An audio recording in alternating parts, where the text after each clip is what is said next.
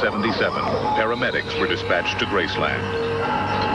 Elvis Presley's girlfriend, Ginger Alden, was there at the time, along with one of Elvis's closest friends, Joe Esposito.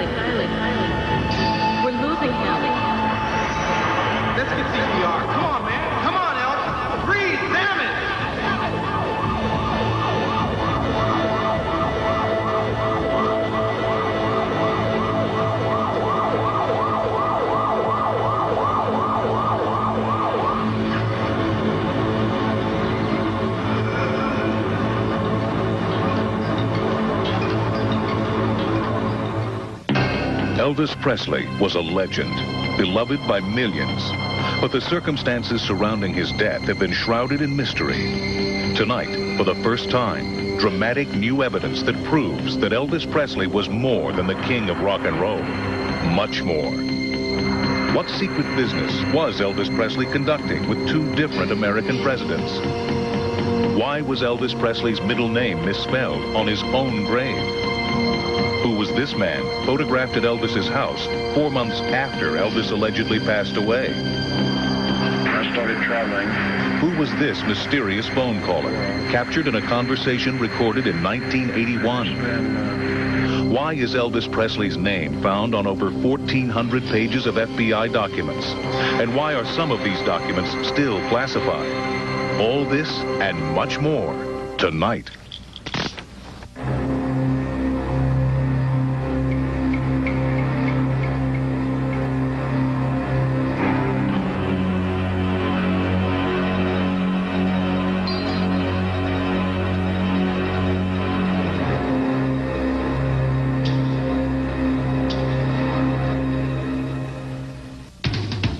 Tonight, live from the Imperial Palace Hotel and Casino and the Legends in Concert showroom in Las Vegas, in a television exclusive, the real story behind the event that shocked the world, the Elvis Files. Maria Columbus is the president of the oldest Elvis fan club. 30, 40 minutes later, Vernon Presley called us. Monty Nicholson is an investigator for the Los Angeles Sheriff's Department. The body may very well not have been Elvis Presley. Gail Brewer Giorgio is the best-selling author of Is Elvis Alive? And the Elvis Files. The only place it's misspelled is at the plaque at Graceland, the final resting place. Paul Wiest is an internationally renowned handwriting expert. And handwriting notations were made on them, and Elvis Presley's own handwriting. Luc Dion is an author and political advisor to the Quebec government and a foreign consultant. But Elvis Presley was a federal legend. There's no doubt about that. All these men and women share one thing. They believe that Elvis Presley may still be alive. Tonight, they will tell you why. And now, our host on the Elvis Files, Bill Bixby.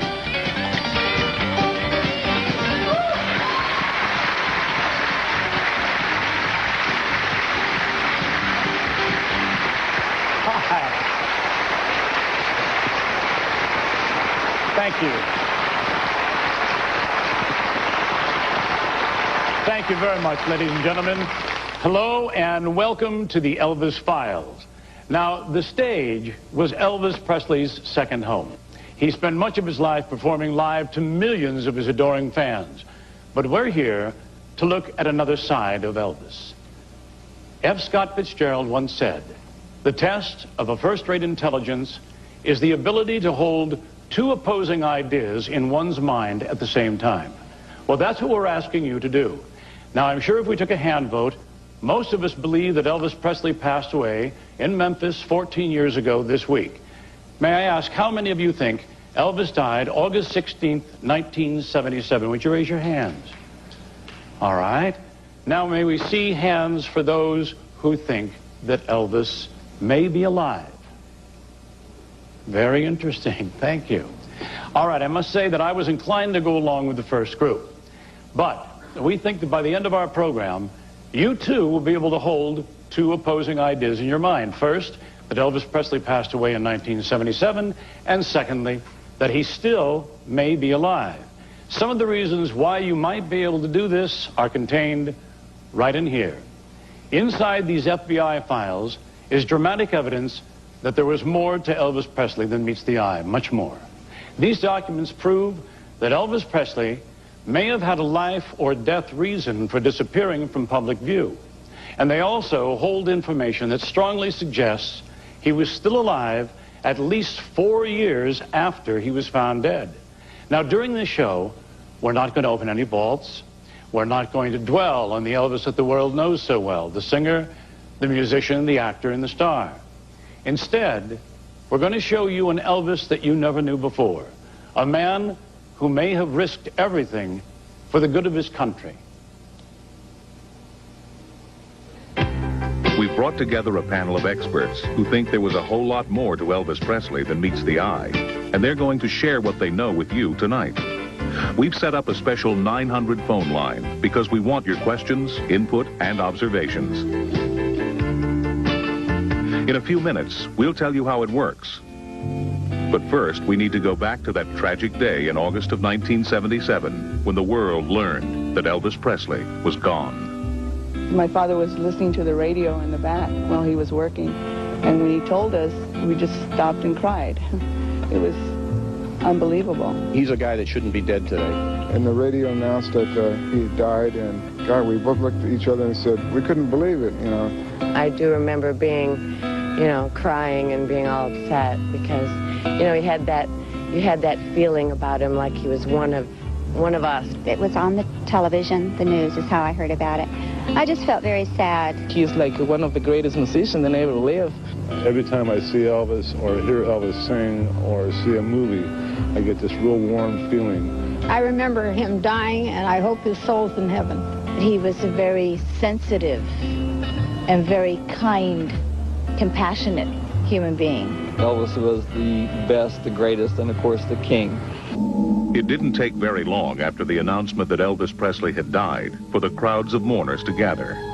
From all over the world, they came to pay their final respects to a man whom they felt had always respected them. Elvis had been placed in a casket, open for viewing at Graceland. No cameras were allowed by order of the Presley estate.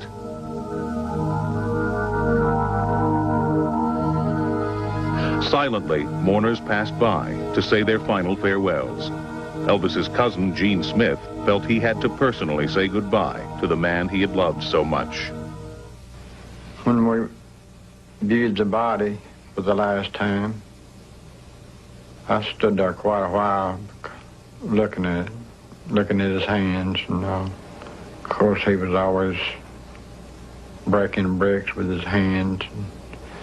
He had calluses on the bottom of his hand and big old rough-looking knuckles.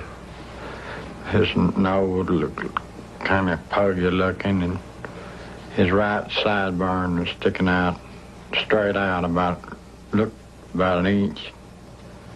And his hairline looked as if it had been a hairpiece, something glued on somewhere. It just didn't look right. And his hands was just as smooth as a newborn's baby's behind, and it seemed like it was sweating around his hairline. It could have been sweat, it could have been glue, I don't know. But I just didn't believe it was him.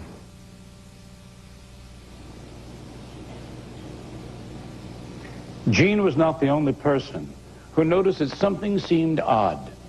Maria Columbus, for 20 years now, the president of the Elvis Presley fan club, also experienced some things out of the ordinary. Now, when I spoke to Maria a few weeks back, she had this to say. Tell me what happened when you learned of Elvis's passing. We were very shocked. And the first thing we did was call Graceland. And we tried to get hold of Elvis's father, but he was obviously busy. And so we left a message to have him call us. And about 30, 40 minutes later, Vernon Presley called us. So we told him that we were going to be, flying out there within a couple of hours, and Vernon asked us not to come. But he told us that it was going to be too hectic and too emotional at that time and too busy. He wouldn't be able to really see us, and he said it would be better if we went the week after. Why do you think that Vernon asked you to wait a week before you came there? We thought that perhaps he felt we would have noticed things, little details that weren't right, and we would have questioned them. And maybe it would have caused an embarrassing moment for the family. When you got there a week later, what was the atmosphere? It was a very carnival atmosphere. We went over to the cemetery. Elvis was in a mausoleum. And there were people selling Cokes and popcorn. And there were people posing with the guards, because they had guards in front of the mausoleum door. We felt nothing of Elvis.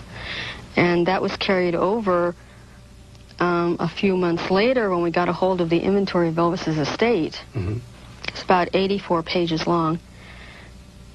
And it felt wrong. There were so many things missing that should have been on there. I mean, personal items that you were aware of? Right. Elvis's diaries were not listed, his journals. Mm-hmm. There was even a plane missing.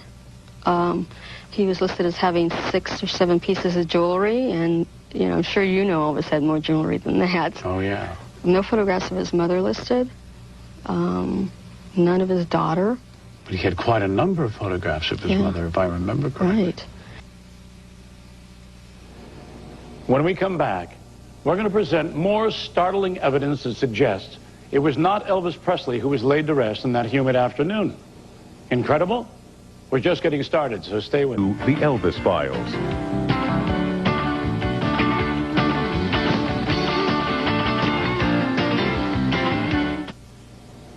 Now, a few minutes ago, we heard from 2 people who believe that Elvis Presley was not laid to rest in August of 1977. But if it wasn't Elvis Presley in the coffin, then who was it? Someone who might have that answer is Gail Brewer Giorgio. Gail is the author of the best-selling books, The Elvis Files and Is Elvis Alive? Now, here's what she had to say when we spoke last week. Let me ask you a question with regard to your book, The Elvis Files. It's significant to you that the name Aaron was misspelled. Why is that so significant? Elvis was born an identical twin. His twin brother, Jesse Garon, died at birth. With great thought and deliberation, Elvis's parents named him Elvis, A-R-O-N, so that whenever Elvis saw the name of Jesse Garon, he'd always know that Aaron was a part of Garon. So emphatic were his parents to have A-R-O-N spelled with a single A, that when the doctor mistakenly filled out the first birth certificate with 2 A's, this was on January 10th, 1935, they insisted a new one be written, which was dated January 12th, 1935, this new one with the single A spelling. From the time Elvis was able to sign his name, it was Elvis, A-R-O-N. Elvis himself told many people he spelled his middle name with a single A.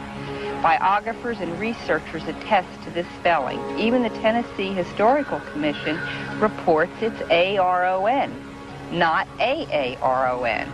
All legal documents show it as A-R-O-N. Yet on Elvis's grave, it is misspelled. It reads Elvis A-A-R-O-N Presley. Why? As you know, Elvis was steeped heavily in numerology, that by adding another A to his name, he changed the vibrations of his letters, and he would have been a higher spiritual number. He would have gone up to a 9. Ladies and gentlemen, Gail Brewer Giorgio.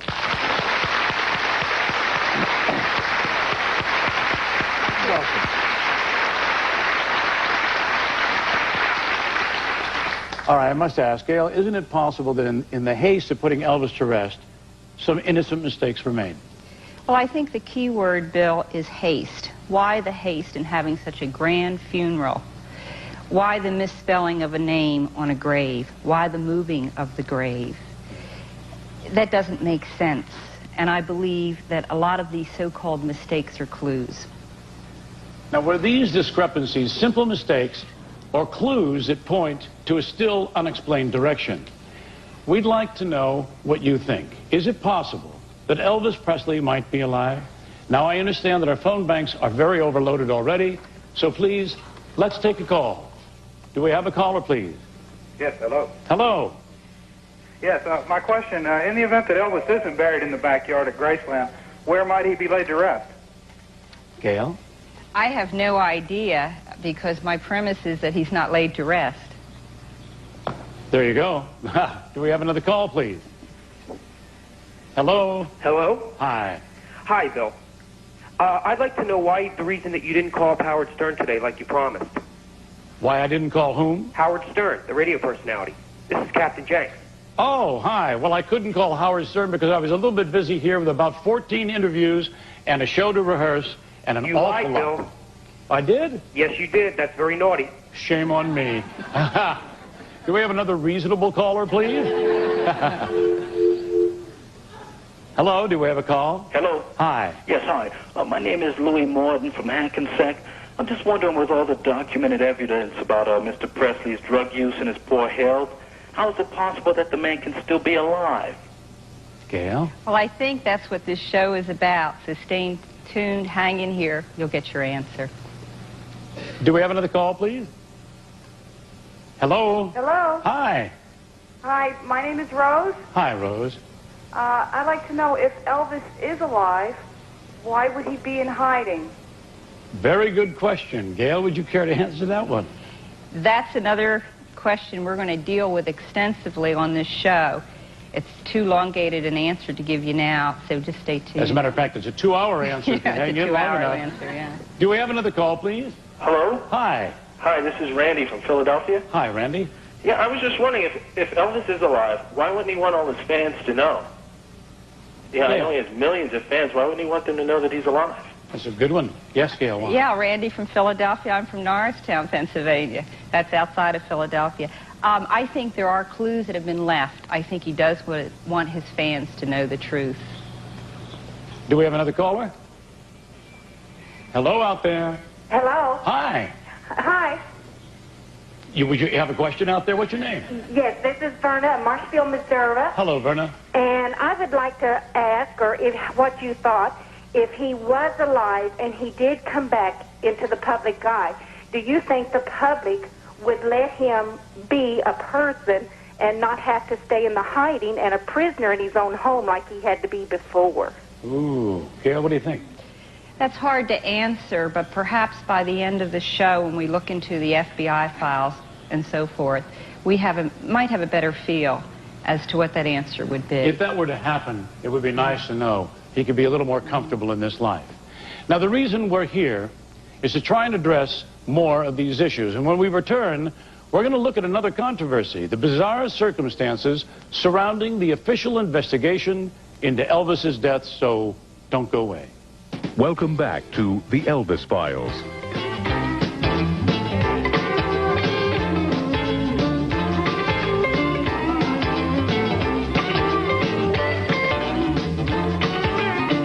If Elvis Presley is still alive, then the circumstances surrounding his death require more examination. I'd like to introduce you to Monty Nicholson, an investigator with the Los Angeles Sheriff's Department and author of The Presley Arrangement. Monty Nicholson. Welcome, Monty. Hi. First question, Monty, do you think there's a remote possibility that Elvis could still be alive? Based on what I've seen so far, I think the possibility is very real. All right. Now, Monty, you're a member in good standing with the law enforcement community, so aren't you a little concerned about what your colleagues might say? Well, of course, I do take some teasing from my peers, but they know that this is something I do outside my career of law enforcement. I just try to do things thorough enough to dispel any real criticism. All right. When I visited with you some weeks ago, we discussed your views on the discrepancies surrounding Elvis's death.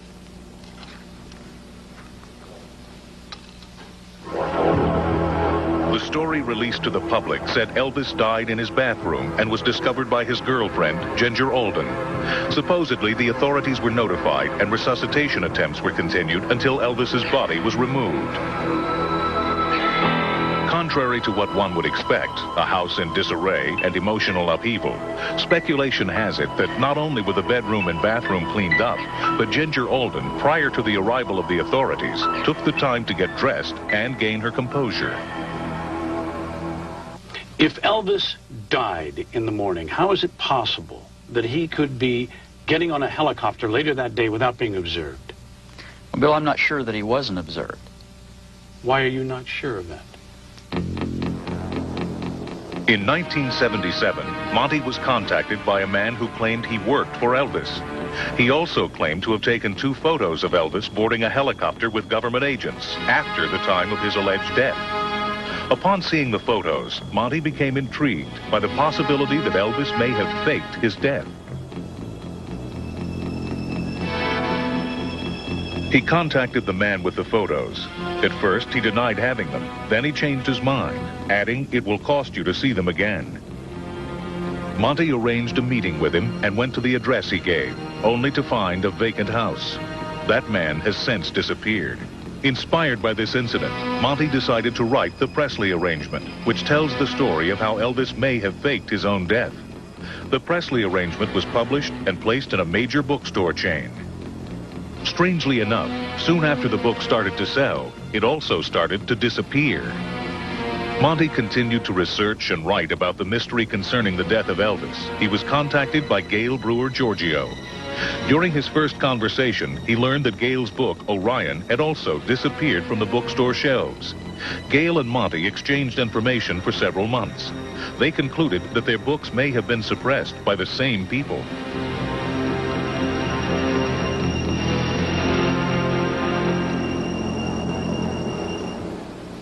I don't mean to be callous when I say this, but isn't it possible that the book just didn't sell?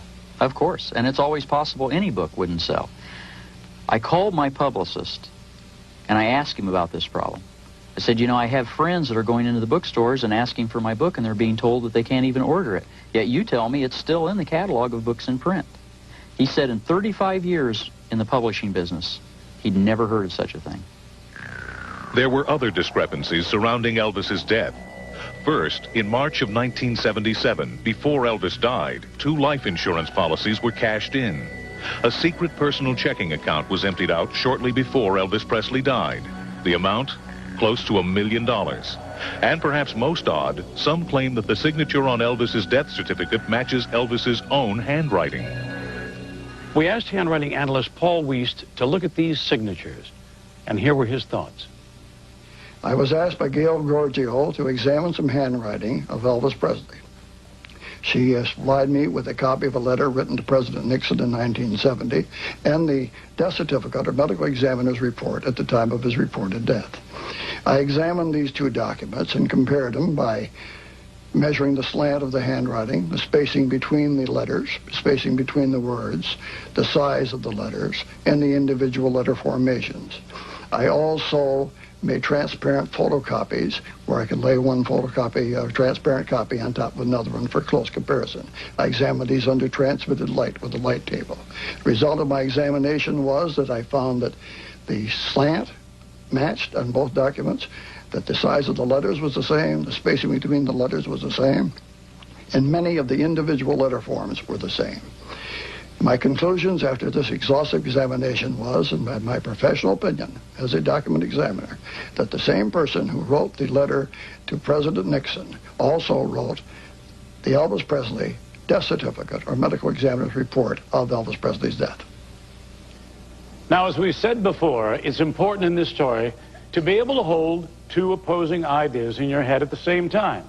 Now, with that in mind, let's take some more calls from our viewers. Hello? Hello out there. Hello. Hi. Hi. Who are you? I'm Judy from Austin, Texas. Hello, Judy. I have a question.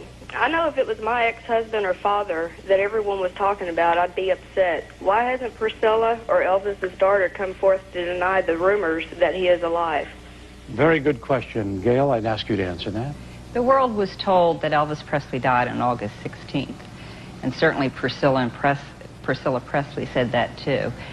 But I think later we'll find out when we examine the FBI files why they may not have been telling the whole truth. All right, it's another wait and see. Hello, do we have another call? Yes, this is Tammy Smith. Hi. And I'd like to know if there's been any other sightings at Graceland in the last 6 months. Gail? I have not heard of any sightings at Graceland in the last 6 months. But we are going to show you a sighting at Graceland. Tease, tease, tease. Hello, have we another call? Yes, this is Dean Schrader from Lodi, Wisconsin. How do you do? Now, Elvis loved his daughter so much. I was wondering why that Graceland wasn't inherited to her when she was 25. I knew 4 of the bodyguards, and I knew that Elvis faked his death a couple times in the hospital until the press come and he said he just wanted to see if he could pull it off. That and why the life insurance policy was never cashed in. Oh, very good. Gail. Elvis Presley left his entire estate to his daughter Lisa. She was to inherit it in 1993 at the age of 25. In 1988, the conditions of that will have been changed. She will not inherit the estate till 1998. Hello, do we have another call? Hello? We have Scarlett from Gainesville, Georgia. Hello, how are you? I'm just fine, thank Good. you. I'd like to ask Miss Giorgio as to why the family or no one will allow the body to be exhumed. Oh, please. Well, Gainesville, Georgia, hi, that's where I live. That's just outside of Philadelphia. To have a body exhumed, number one, you would have to go to court, prove a crime had taken place. No one has done that. There has been no attempt to do it. That's the way it is. I'll also ask Money. That would be the legal case in this, is that correct? Absolutely, and to this point, there just simply isn't any evidence of criminal activity. All right. Hello, do we have another caller? Ah, we have a tone. Need you to turn down the on your TV. Hello? If you're watching out there, I think you're being asked to turn down the television set so that we will not get feedback. Hello? Hello? Hi. Hello? Hi. Hello? Do you have a question? Turn down your television set because we're getting a lot of reverb here. Okay. Okay. What's your question, please? Oh, hi, Bill. Hello. Yes, I have a question. All right. In reading the tabloid, The Sun, I understand that he was in Texas, somewhere in Texas, a small town there, and he presented a car, a 1988 Cadillac, to a lady there. They went to a notary public and supposedly signed the title over to the lady under the name of John Barrows. Has anyone bothered to go and check with the notary to see what she thought? First, it's interesting that it's an 88 Cadillac. Now, do you have any information with regard to this Well, car? that story appeared recently, I believe in the past couple of weeks. So obviously I haven't had time to check it out. But yes, I read the story, and there were quite a few sightings. But we do not have the answer as to whether it was registered or not. So obviously we have a controversy here. So far, we have addressed the possibility that Elvis might not have passed away when everyone thought he did. Now let's assume for a moment that that's true, and that he is alive. It stands to reason that someone, somewhere, would have encountered him. When we return, we're going to examine a couple of instances where reliable witnesses swear they spoke with Elvis Presley. Fantasy or fact? That's for you to decide.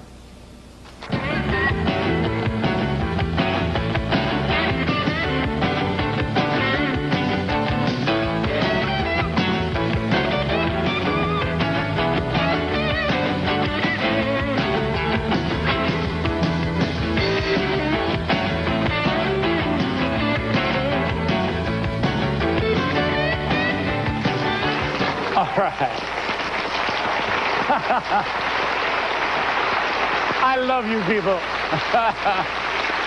All right. Now, Gail, you are the person most responsible for this controversial issue of whether Elvis Presley is alive or dead. Now, her story is a fascinating one, and no matter what you believe, it is a story worth telling. Gail, why don't you tell us how you became involved in this case? Well, I, like the rest of the world, heard the news that Elvis Presley died at the age of 42, and I was shocked. When I heard that Elvis Presley had died, I was amazed. It seemed that almost overnight a very mortal man was deified.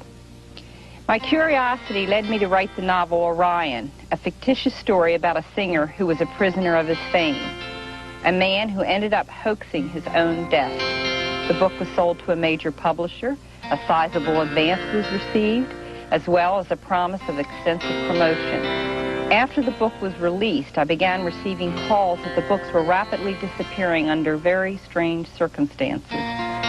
More than one store reported that men in business suits came in and purchased the books in quantities, and that once they were gone, the stock was never replenished, which is a very strange business practice. My repeated calls to the publisher were ignored, my questions unanswered. Meanwhile, as I was investigating the mysterious disappearance of my book, the media and many of the fan clubs were questioning the death of Elvis Presley. Several fans brought to my attention the fact that Elvis's middle name was misspelled on his grave at Graceland. This and other discrepancies led me to write Is Elvis Alive? I was then contacted by Monty Nicholson, a veteran investigator with the Los Angeles Sheriff's Department, who had written a book called The Presley Arrangement, which focuses on Elvis faking his death.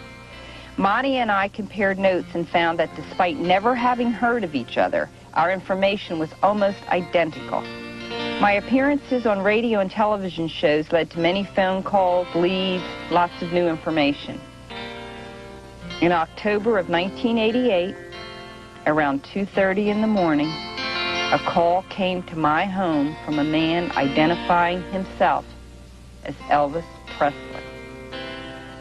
Realizing, of course, that he could have been an impersonator, I asked some key questions which were answered correctly.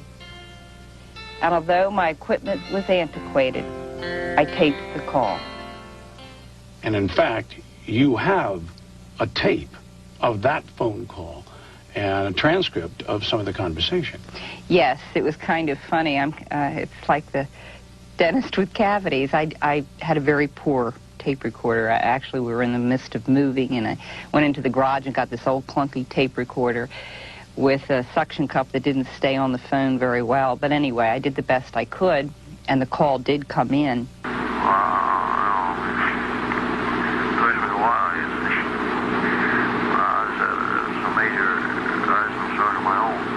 Major surgery? Major shock. What happened? Surgery. Major shock. What happened? On my daughter, and it was a surprise for me.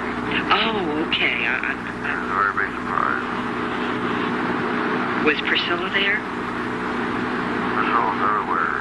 We live in his favorite. Well, I mean, was she at the wedding? Yeah, she was there. Is she happy about it? You can ask her. I was thinking home. She has home people. Well, maybe you'll be a grandfather one of these days. Well, I'll be part of my grandfather. You'd definitely be out? The dust will settle and everything before then. Oh, believe me. Now, how is the world going to react to Elvis Presley being a grandfather? It's only a question of how I'll react. People have asked if it was a wax dummy in the coffin, and I laughingly say, well, there was a wick at the top of the head. Well, thank goodness nobody lit. The great meltdown, huh? Worse than that, nuclear reactor. The biggest story of the meltdown in history. All right. I'm curious, how many of you here think that was Elvis Presley? May I see a show of hands, please? All right. Now, Gail, what makes you think it was actually Elvis talking to you? Well, I asked him questions that only Elvis would know the answers to. He answered correctly. Plus, it was a very compelling way he spoke. What do you think? Well, all right. Right now, three possibilities come to mind. First, that you wrote and you produced a phone call yourself in order to sell some books. How would you respond to that? Well, I can't prove that that's not true, but I can emphatically state it is not true.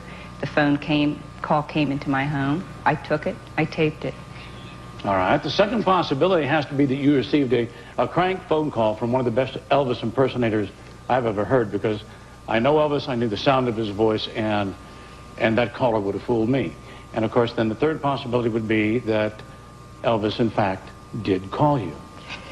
Well, of course, as I mentioned, the thought of an impersonator crossed my mind. I did ask him questions. He answered correctly. But that tape was also played for Gene Smith, Elvis's first cousin. He stated he believed it was Elvis, that all the nuances were correct. I believe it was Elvis. All right. Are you aware of anyone else that Elvis called? Yes, I am. There was an associate editor of the Detroit newspaper, Kelly Burgess. She received calls, saw him, and actually went to her grave swearing she had spoken to Elvis Presley. Well, before Kelly passed away, she appeared on a talk show. Now, when we come back, we're going to share her story with you. So stay with us. Elvis Files.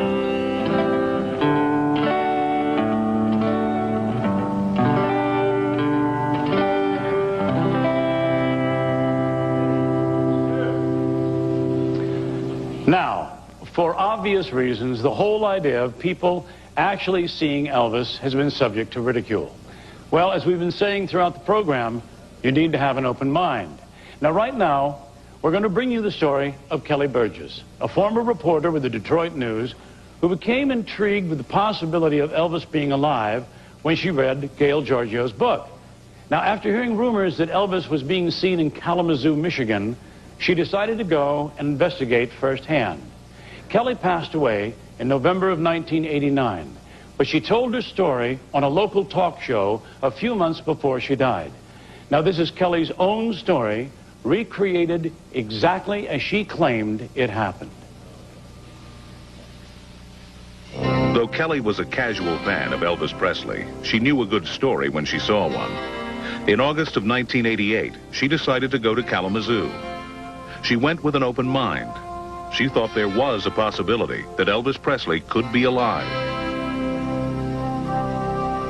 Kelly's investigation led her to a newly converted office building, formerly a hotel. In 1985, 3 mysterious businessmen had financed the renovation. Though there were offices inside, some of the floors remained sealed off from the public. Kelly decided to take a chance and see what she could find. As she canvassed the building, she repeatedly inquired as to Elvis's whereabouts. Ultimately, her tenacity paid off. And amazing as it may sound, Kelly felt for certain she saw Elvis.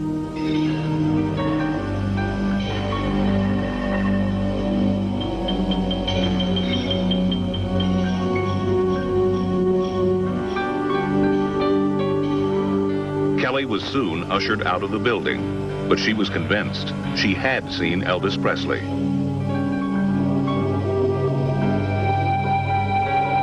She decided to write a book that would, in her mind, prove the existence of Elvis. Sadly, Kelly passed away before she could complete her task. Subsequently, all of her notes disappeared.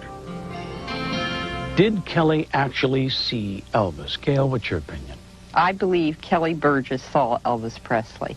Kelly was a seasoned journalist. She was not a new kid on the block. She was with a major Detroit newspaper. She's not easily fooled. Now, I understand there are other Kalamazoo connections. Yes, there are. Many people know that Elvis Presley and Muhammad Ali were very, very close friends. They visited each other. There's many pictures taken of them together pre-1977. However, there was a picture taken that appeared in 1984 when Muhammad Ali was in the hospital, and as he came out of the hospital, he came out with Jesse Jackson, another unidentified man, and there was a 4th man. It was caught by a UPI photographer. It's identical to Elvis Presley. Well, if that isn't Elvis Presley, it certainly bears a close resemblance. Actually, that picture was shown to Muhammad Ali. He identified it as Elvis Presley. And the picture was shown to Elvis's stepbrother, Billy Stanley, who also said it was Elvis Presley. Is it Elvis? Could be. Well, now wait, what about Reverend Jesse Jackson? What did he say about it? As far as I know, Jesse Jackson has no comment. No comment? No comment. All right, I would like to say that if the Reverend Jesse Jackson happens to be watching the show, we would appreciate if you would call in and clarify this particular moment in time. And if you don't happen to be watching the show, any friends of yours who might pick up on this information today, we'd appreciate hearing from you as soon as possible. Thank you very much. Now, that isn't the only photograph allegedly taken of Elvis Presley. When we come back, we're going to bring you the strange story of another picture taken in Elvis's own backyard, several months after he was supposed to have died. Now, who do you think this is? Think about it, and we'll be right back. Don't forget to call 1-900 The Elvis Files.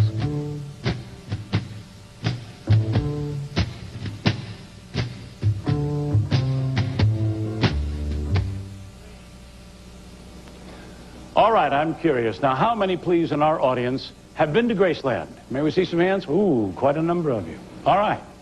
What would you think if you'd visited Graceland, taken some typical tourist pictures, and then in the privacy of your living room, notice what seemed to be the face of Elvis Presley staring right out at you? I think you'd get very excited.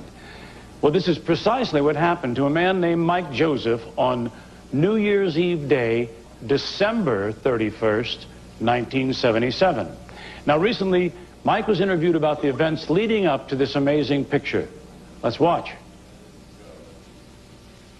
It was New Year's Eve, 77, when I took my wife and my son and my nephew down to Graceland. They had just opened up Memory Gardens where Elvis was laid to rest. And we were there for an hour, and we left back for home. Had the pictures developed, and looked at them, put them away. One day after reading a book, I decided to look at my pictures again. I pulled them out, and this time I saw something in one of the pictures that I hadn't seen.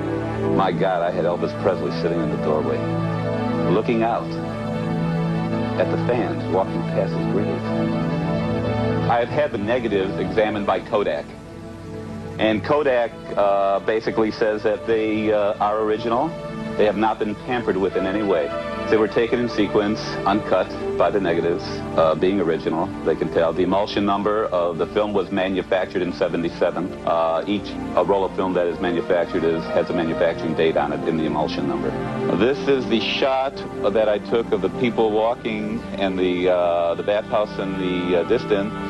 We zero in here, and this is the same shot with just the chair. No one sitting in the chair. So that shows it was not a picture of someone sitting in the chair. This is my son once again blocking the doorway, and of course the picture where I first spotted the silhouette in the doorway.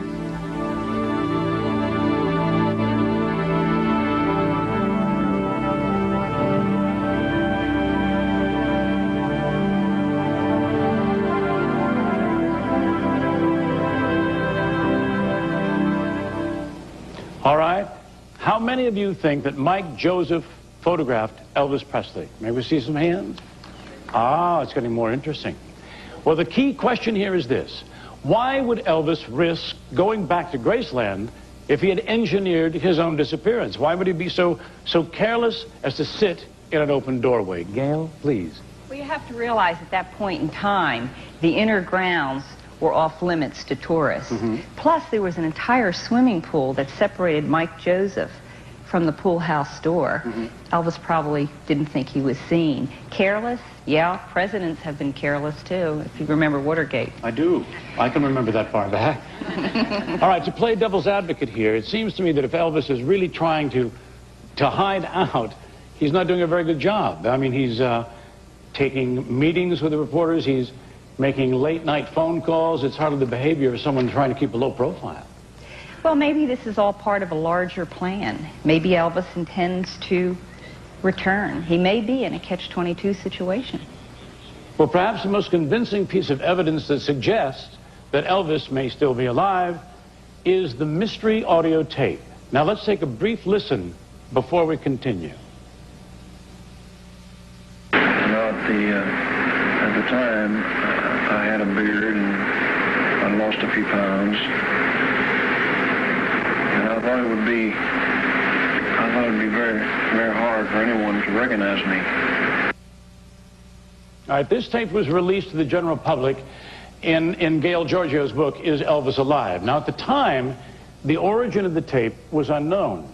But since the publication of that book, new information has been uncovered. Ladies and gentlemen, I'm pleased to introduce Maria Columbus, the president of the oldest Elvis Presley fan club. Hi, Maria.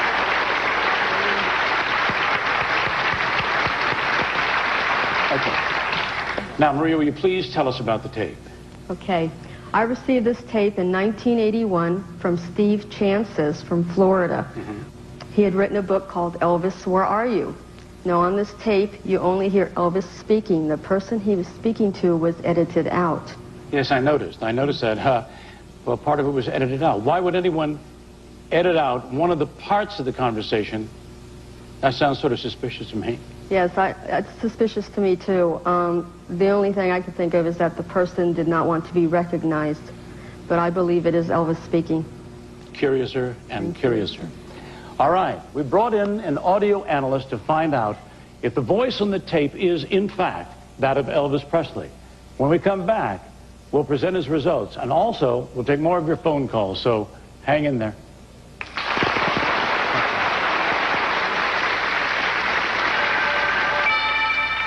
Casino and the Legends in Concert showroom in Las Vegas.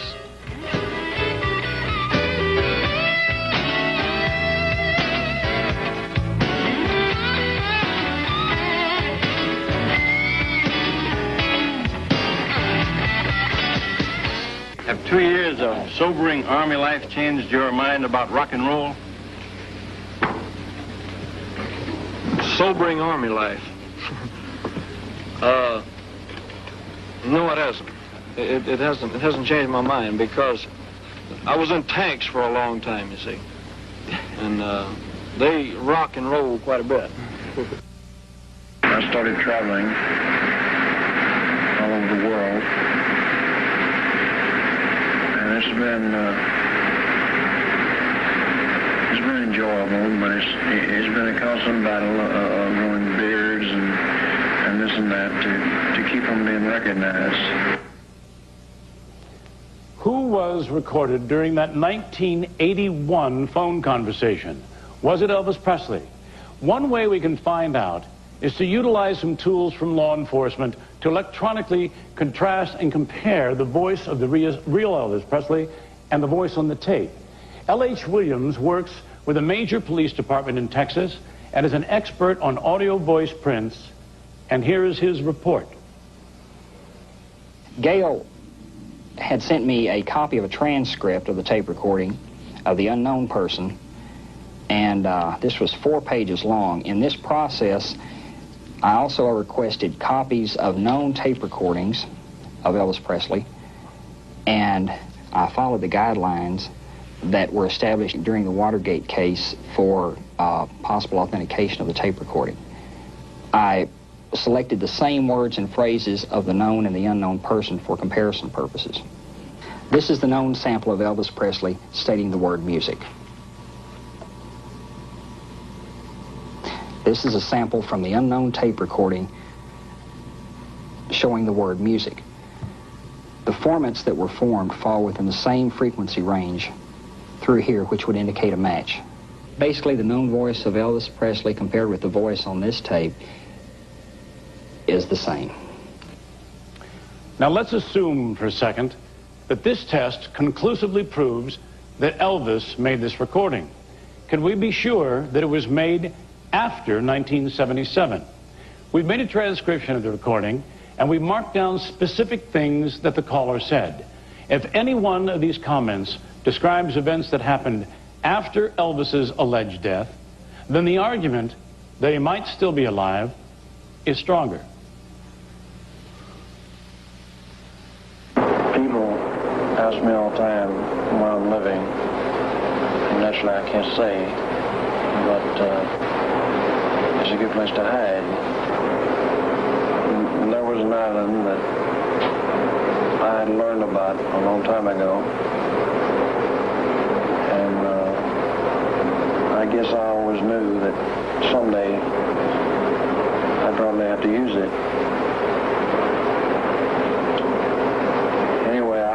I must have spent a year on the island. I started traveling all over the world, and it's been enjoyable, but it's been a constant battle growing beards and this and that to keep from being recognized. And I guess about 2 years ago, I went to Europe, which is something I've always wanted to do, something I've wanted to do for a long time. I realized that sooner or later, it's probably going to end. You know, I hate to think that it's going to end, but I know sometime the secret has got to be let out. If it hadn't been for being involved in what I'm involved in now, you know, things as such, maybe it'd been different. Well, I think that last statement speaks for itself. But, Maria, let me ask you about some of the other things that we heard. Prior to his death, had Elvis ever spent a year on an island, any island? No, he didn't. He never spent a year away from the public eye. He was in the public eye all the time. We would have heard about it. All right, when Elvis was 24, we know that he was in the Army and he went to Europe. But did he go to Europe 2 years before that? No, the first time he went to Europe was when he was going to Germany in the Army in 1958. All right, let's find out what some of our callers think. Hello, do we have a call? Hello? Hello? Hello, hi. Hi. Yes, your name, please? Kevin? Hi, Kevin. What would you like to ask? I would like to know if Elvis is in hiding, how he could ever come back after reported deaths of a girl in Graceland supposedly attending his funeral. If it actually happened, the father would sue if he came back. How could he come back out of hiding without being sued? I'm not sure that I understand the question, but do you understand it, Gail? Yes, I understand the question. Actually, 2 girls were run down outside of Graceland by a renegade car. I think Maria knows a little more about that. It wasn't Elvis's fault. Yes, No. please, Maria. It was a tragedy that occurred before, I believe it was before Elvis was buried. And, you know, he had no control over that. Nobody did. I believe the young man went to jail. I see. Well, that's yet to be answered then. Do we have another call? Hello? Hello? Hi. Yes, I have a question for both ladies. Yes. Yes, have they both taken a lie detector? And I have a question for the detective. And what kind of charges would be filed against him if he is still alive? All right.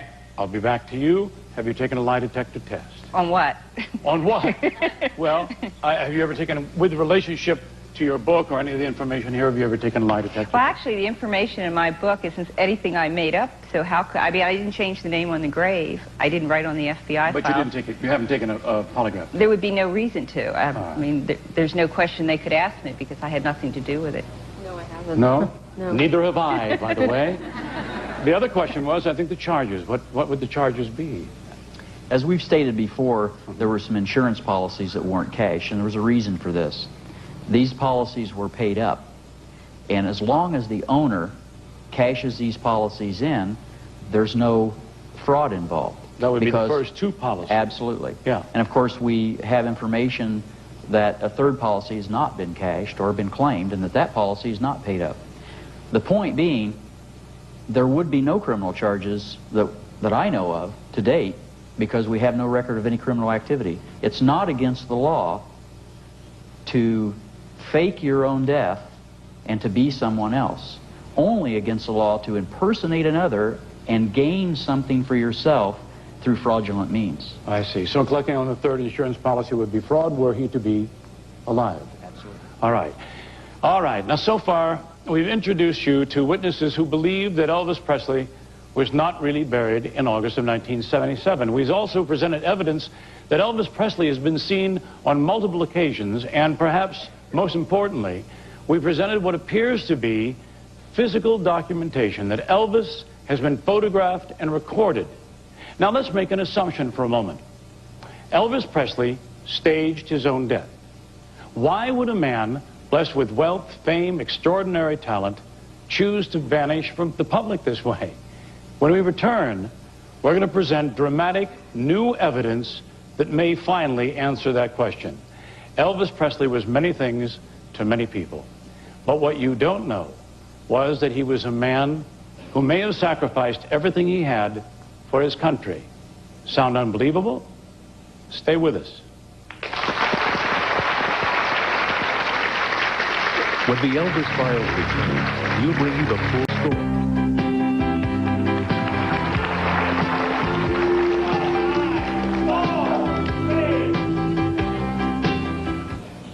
Just who was Elvis Presley? Rock and roller, movie star, devoted father, world-famous celebrity. There was the public Elvis, and then there was the private Elvis. Two of his favorite hobbies were law enforcement and religious studies. Both of these passions may have inspired the chain of events that took place on August 16th, 1977. Before Elvis Presley wanted to be a singer, he wanted to be in law enforcement. By 1970, Elvis had received many honorary and real law enforcement credentials and was convinced that he had unique services he could offer his country. And being Elvis, he decided to get what he wanted by going straight to the top. In December of 1970, Elvis flew to Washington, D.C., writing a letter en route to then-President Richard Nixon. Dear Mr. President, first, I would like to introduce myself. I am Elvis Presley and admire you and have great respect for your office. I talked to Vice President Agnew in Palm Springs 1 week ago and expressed my concerns for our country. The drug culture, the hippie elements, the SDS, Black Panther, etc., do not consider me as their enemy, or as they call it, the establishment. I call it America. In this letter, Elvis volunteered to become a federal agent, saying his contacts with the youth culture would allow him access into worlds that other undercover agents could only dream of penetrating. After the letter arrived at the White House, some of Nixon's aides debated whether it would be in the president's interest to meet with Presley. Here is the memo that decided the issue. Nixon took the advice and decided to meet with Elvis to give him the credentials he wanted. Elvis got his wish, a presidential appointment as a secret DEA agent. Some feel that Elvis was just playing make-believe, but it has been verified that Elvis allowed an undercover agent to infiltrate his road crew from 1974 to 1976. What was that secret agent investigating? Nobody will say for sure. At this same time, Elvis had become immersed in writings dealing with human spirituality and religion. Perhaps the most widely known entertainer in the world, Elvis was able to keep both of these sides of his personality a secret to the general public. His spiritual side he kept secret because he wanted to. His undercover life he kept secret because he had to. And this brings us to the FBI files. According to the records, there are more than 1,400 pages of files on Elvis Presley.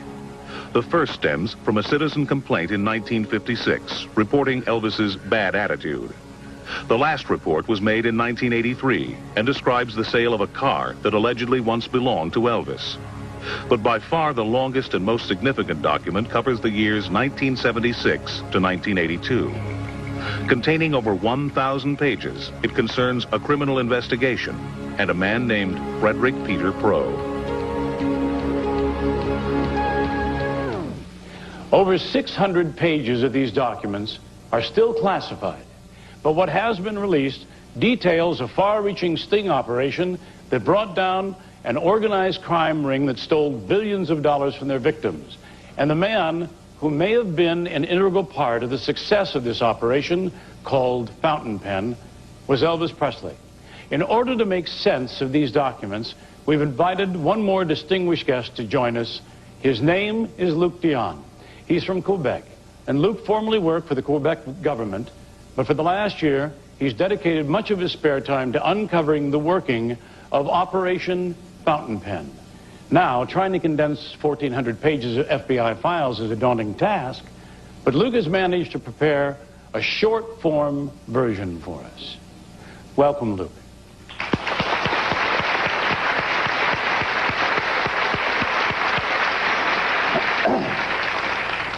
All right, Luke, to summarize, what do you think happened to Elvis Presley? Well, I think that Elvis got involved in a very dangerous FBI undercover operation, and in order to protect himself, a member from his family has to arrange his disappearance. All right. Well, let's start at the beginning. What you're about to see has been verified by recently declassified government documents and Luke Dion's own extensive research.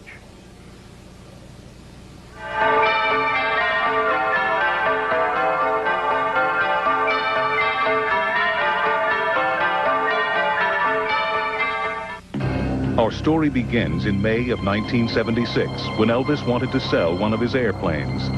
Besides the famous Lisa Marie, Elvis owned 3 smaller jets: a Lockheed Jetstar, a Jet Commander, and a Dassault Falcon. In early 1976, Elvis told his father, who handled all of his personal finances, that he wanted to sell the Jetstar. Vernon was loyal to his son, but was apparently not a very good businessman. Vernon was introduced to a man named Frederick Peter Pro in May of 1976. Pro talked Vernon into getting involved with a very complicated leasing arrangement with his company. The Jetstar wasn't airworthy, and Pro also said he would facilitate repairs. But Frederick Peter Pro was, in reality, a con man, a member of a criminal group called the Fraternity, a group with direct ties to organized crime. It has been estimated that the fraternity managed to con at least $2 billion from people all over the world. And by the spring of 1977, according to an attorney familiar with the case, the Presley estate had lost more than $1 million. Well, aside from Elvis being a victim of the fraternity, how does the Presley case relate to Operation Fountain Pen?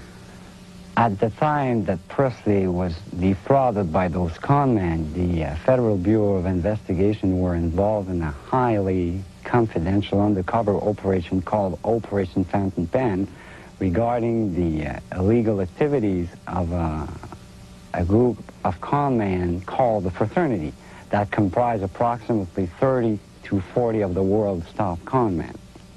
What's the importance of the Presley case in Operation Fountain Pen? Well, the Presley case was the catalyst case for the FBI to stop temporarily the illegal activity of at least 2 members of the fraternity. What do you mean temporarily? Well, as I mentioned earlier, the fraternity was an organization that comprised 30 to 40 of the world's top con men. Now, the Presley case involved only 2 members of the fraternity. Now, this organization was still going around, you know, everywhere around the world, defrauding people after the Presley case was done. But temporarily, they succeeded in stopping the fraternity. Well, we have to go to a commercial now, but when we come back, we'll take a close look at these once secret files and see how and if they shed some light on what happened to Elvis Presley. So stay with us.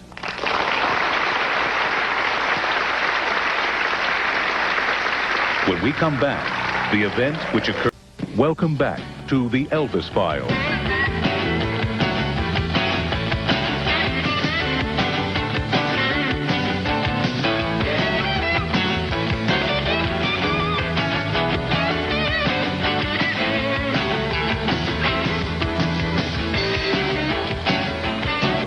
All right, we have just seen how Elvis, wittingly or unwittingly, became embroiled in an undercover FBI operation. It started innocently when Elvis's father, Vernon, tried to get a good deal on one of Elvis's airplanes.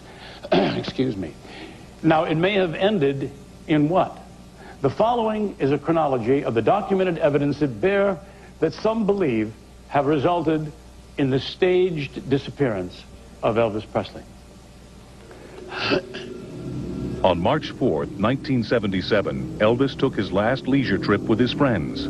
According to several people, Elvis behaved unusually, almost as if he was saying goodbye. June 29th, 1977, Elvis gave his last concert in Indianapolis. July 26th, the FBI signaled that the investigation into Frederick Peter Proe finally had enough evidence to go to the grand jury. Early August, Elvis desperately tried to reach President Carter to discuss some urgent personal business. August 15th, United States Attorney Michael Cody advised the FBI that his office was ready to go before the grand jury with the Operation Fountain Pen case.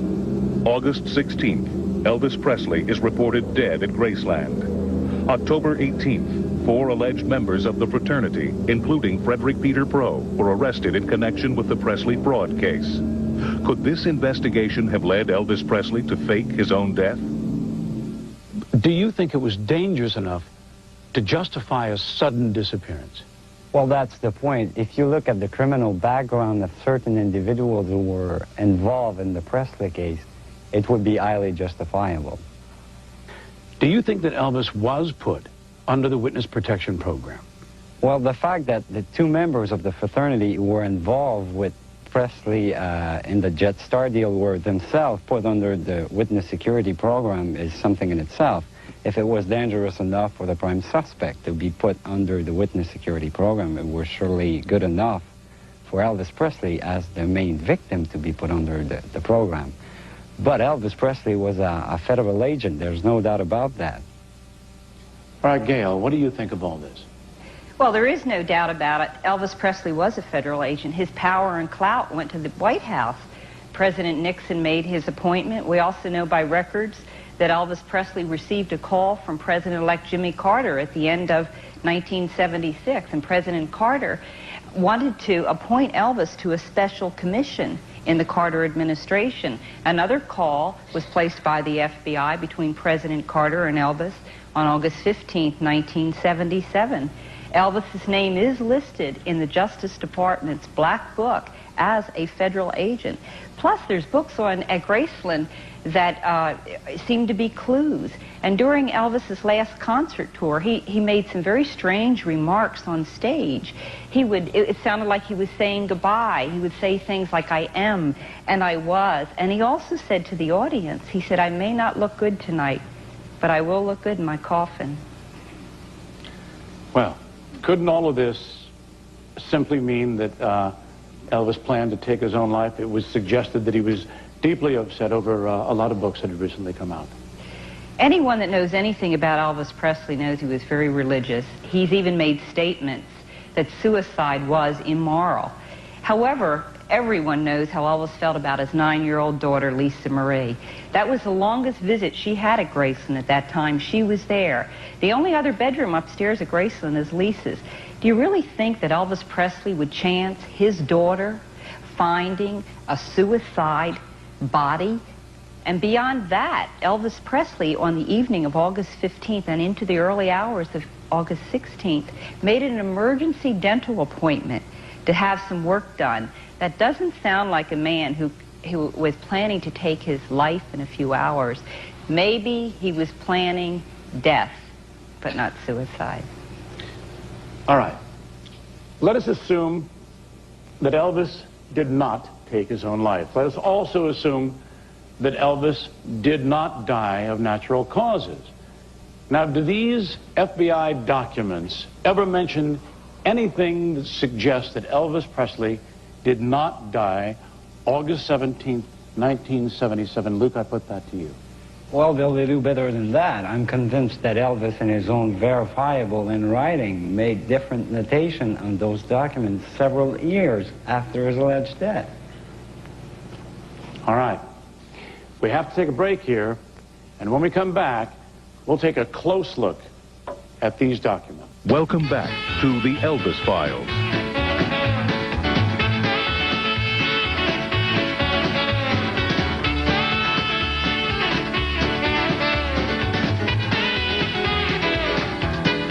Welcome back. Our guest is Luc Dion, a French-Canadian who has spent the last year examining the FBI files pertaining to Elvis Presley. Now, Luc, you mentioned that Elvis might actually have written on these documents. Will you tell us more? Well, when you closely examine those documents, we can find numerous notation and correction that has been made in what I believe is Elvis's handwriting. And I think that I'm almost positive that Elvis Presley continued his involvement in Operation Fountain Pen for several years after his alleged death. Okay. Now, we brought these documents to handwriting analyst Paul Wiest. Ladies and gentlemen, Mr. Paul Wiest. Welcome, Paul.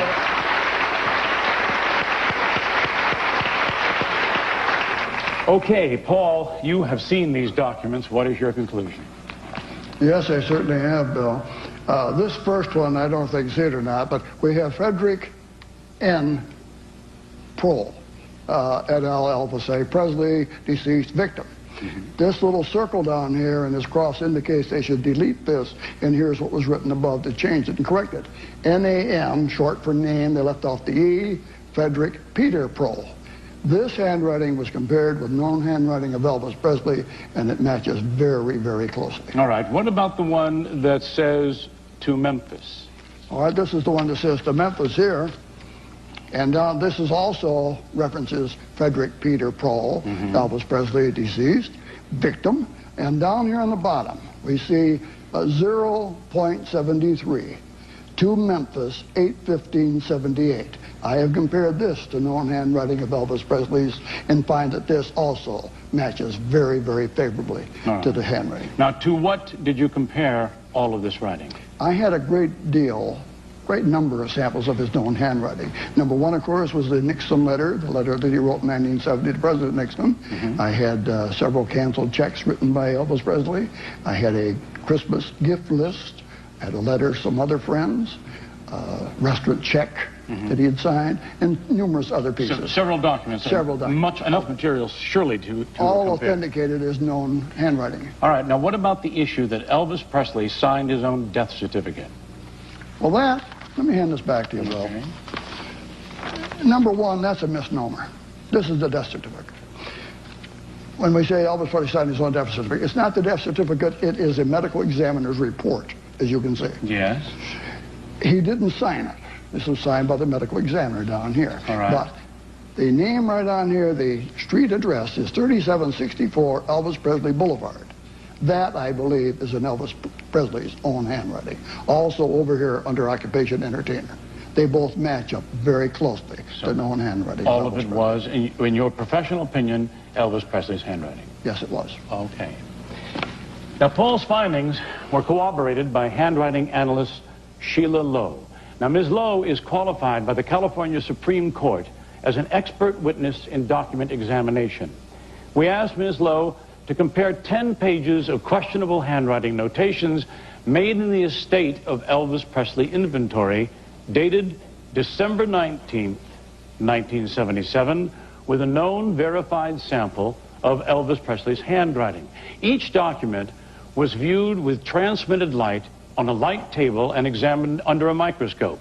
Under penalty of perjury, Ms. Lowe issued the following opinion, and I quote, "After careful examination of the documents, it is the opinion of the undersigned that the handwriting on all documents was executed by the same writer." Okay, Monty, you have seen all the evidence so far. In your professional opinion, do you think that Elvis may have written on his own FBI files? Well, we only speculate that Elvis may be a member or involved somehow in a government protection program of some type. But we know he was a DEA agent. And most probably, he was involved in working on his own investigation. All right, but Monty, why are over 600 pages of these documents still classified? I mean, after all, it's been 14 years since Elvis allegedly passed away. So, why? At this point, I think that we should summarize what we've learned so far. It has been suggested that on August 16, 1977, in order to protect himself and his family from a criminal organization called the Fraternity, Elvis Presley arranged things to look as if he had died. He accomplished this with the help of the Department of Justice by somehow planting either a wax dummy or another body at Graceland. He also secured the cooperation of local officials in covering up both the autopsy results and the trail that might have led to finding out the truth. Then, deliberately misspelling his middle name, Elvis arranged for his coffin to be placed one space over from where he really planned to be interred. Elvis was relocated by the Witness Protection Program to a secret location and has maintained a low profile ever since. He has continued to be in contact with his family and closest friends and has made at least 2 phone calls that have been recorded. He has been seen and photographed several times and has made at least 1 trip to Europe. According to the people who believe this theory, he may soon return to his public. Well, that in a nutshell is it. We'd now like to give our studio audience a chance to ask questions of our panelists. We've written them down, and I hope I do not mispronounce anybody's name. This is from Maria Stern, Richmond, Virginia, and it is to you, Luke. Why are you the first person to uncover Operation Fountain Pen? It's a very difficult question to answer. It's like somebody who's watching an apple falling, down from a tree, and somebody one day is asking why. I don't know. I don't have any answer. I just take the time to do an analysis on those files, and I don't know why I'm the first one. Order. Sense of order. Well, okay. Yeah. This is from Dennis, I hope I pronounced this, Robbins, optician, and it's to you, Maria. What happened to over 500 pairs of 14-karat gold eyeglasses that I made for Elvis? That's a very good question. They weren't in the inventory. So you do not know? No. What happened to them? 500 pairs? Oh, the price of gold these days? Huh. Amy Mower, and this is for Gail. Is it true that Elvis's body weighed less than when he was alive? Yes, on the medical examiner's report, the one that we find his handwriting on, it is listed his weight as 170 pounds. Elvis reportedly weighed around 225 to 250. This is from, oh boy, the way through, Joyce Adonis. I hope that's correct anyway. Thank you very much. And it says to anyone, so the entire panel's open for this, why didn't Lisa take over Graceland when it was stated in the will that at age 25 it would be hers? Who would prefer to handle that? Gail, I would think you. Well, for one thing, Lisa isn't 25 years old. The will stated that Lisa Marie would inherit the estate at the age of 25, which would have been in the year 1993. However, in 1988, the conditions of that will were again changed. Lisa will not inherit the estate until she's 30, which would be in the year 1998. All right, this is from Everland to Monty. Have you ever received a phone call from Elvis or any other form of communication, personally? My post office box, as well as my answering machine, are constantly bombarded with letters and information coming from all over. Occasionally, I have had calls in the past from people claiming they were Elvis Presley. As a matter of fact, I just had a call about 2 weeks before this show, but there's no way to verify that over a phone. And unfortunately, I unhooked or disconnected my phone surveillance device that I'd kept hooked up for about 3 or 4 years, hoping he would call, and that night I didn't have it hooked up. But I haven't been able to verify any of those calls. All right.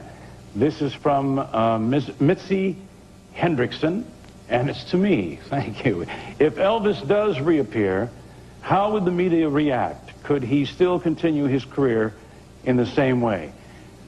I really don't know. I think if it is uncovered, if it proves to be uncovered that in fact he was working for the best interest of the government, I think he could if that's what he wished to do. But again, as Gail has said, he would probably prefer to come back in some spiritual sense.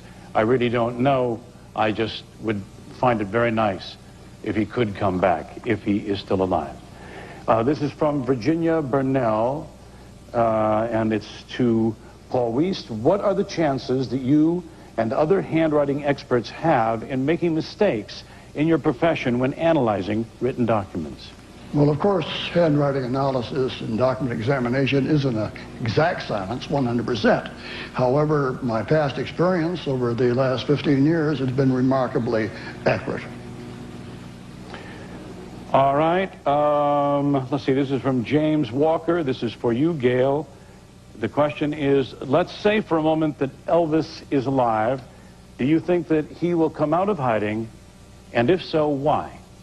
Well, I think all the evidence so far leads us up to believe that Elvis Presley may reappear. However, I don't think he'll come back as an entertainer, but more as a spiritual leader. Okay, I think we both have answered it that way. Let's hold that thought for just a minute and stay with us, okay?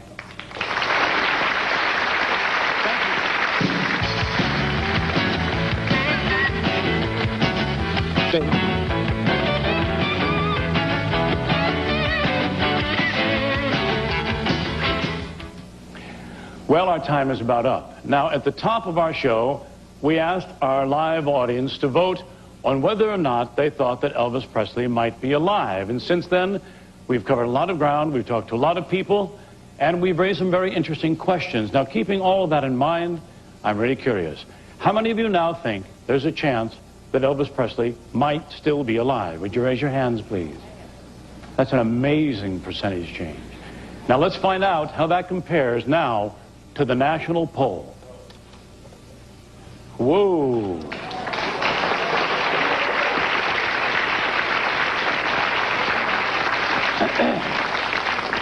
I would like to address something. I've been asked many times, Bill, isn't this show exploiting Elvis's death? Yes, was my feeling. In fact, when I was first asked to host this program, I said no for exactly that reason. But then a body of evidence was presented to me that made the circumstances of August 16th, 1977 debatable. The more I considered what was in front of me, the more I felt that this was an opportunity to present to the world information which had never been brought to light. Now, the next question asked of me, if you're his friend and he is alive, aren't you jeopardizing that same life? Well, anybody interested in using the information presented in this program, information which has been available for at least 4 years, would have done so a long time ago. So if Elvis is alive, he's obviously well protected. Now, certain evidence seen here even suggests that Elvis himself may be reaching out. If anything can be said of this program, hopefully, is that we have left his life with dignity. And I thank you.